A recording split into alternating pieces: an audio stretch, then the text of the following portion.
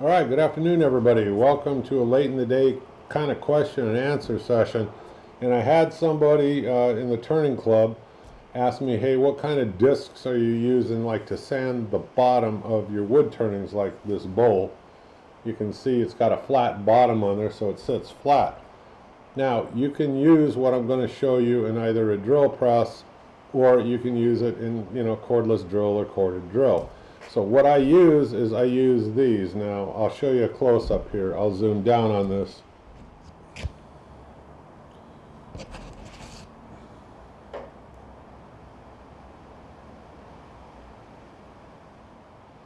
Okay, so I have these in 2-inch and 3-inch. Now, these are expensive. They're 20 some odd dollars. Let me show you the advertisement.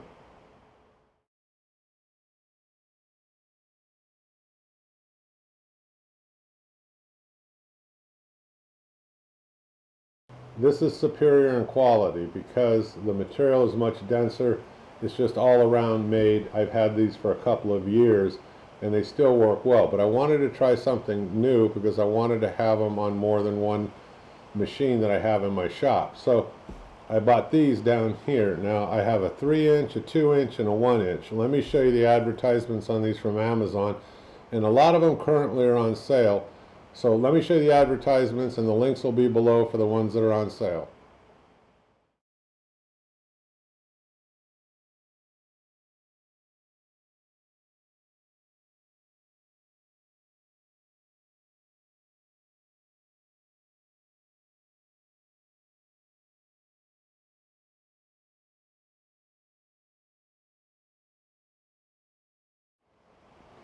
Okay, so when I do wood turnings, and I do some real small ones, I'll use these 1-inch.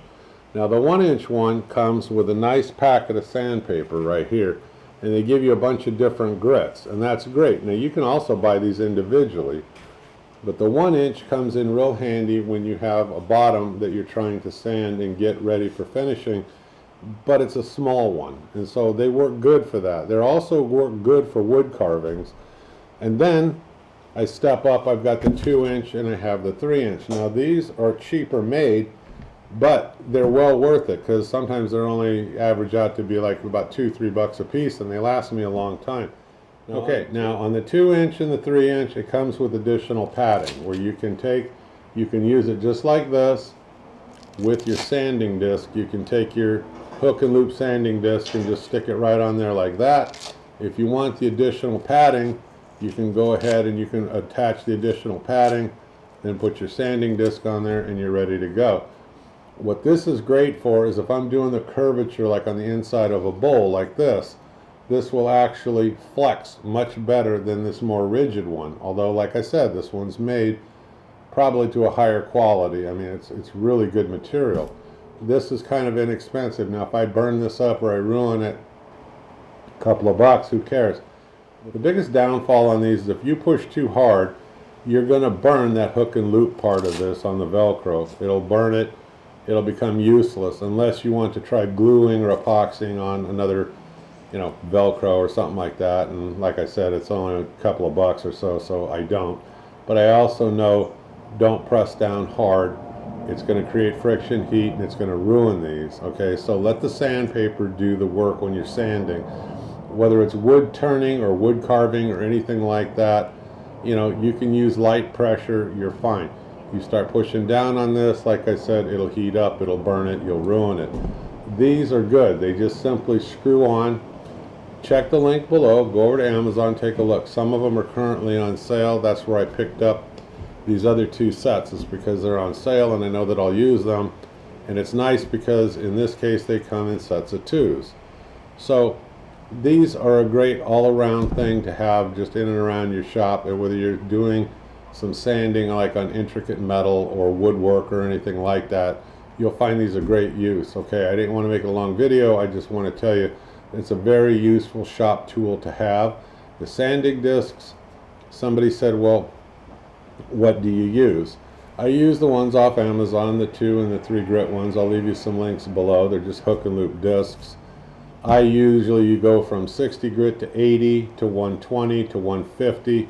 150, I go to 220, then 320, 400, and then I go to 500, 600, 800, 1000, 1200. But I rarely sand up to that high a level. I mean, a lot of times I'm stopping around 400. Now, if the question is, well, what do you do when you're going like above those grits? Well, I'm usually wet sanding, and I'm using like oil, and that's in another video. And then that's when I start getting into the wet dry from like 500 on up. And so somebody said, well, what do you use? And I use really good quality sandpaper at that point. I buy Duragold. Again, the links will be below, but the question was what sandpaper. I've got really good longevity with these. It's a great sandpaper, but when it's worn, throw it out. Don't keep trying to reuse it. It doesn't work that way. It doesn't work that way is what I'm trying to say. It's just, you're not doing yourself any favors. So those are just some basic thoughts. The thing wasn't to get into a lot of detail about sandpaper. You try these. I think that you'll be happy with your results. I thank you folks for everything. Stay tuned. I'll do more as I got more days off and I have more time. I hope you click subscribe and keep following me. I'll talk to you again soon. Thank you. Bye-bye.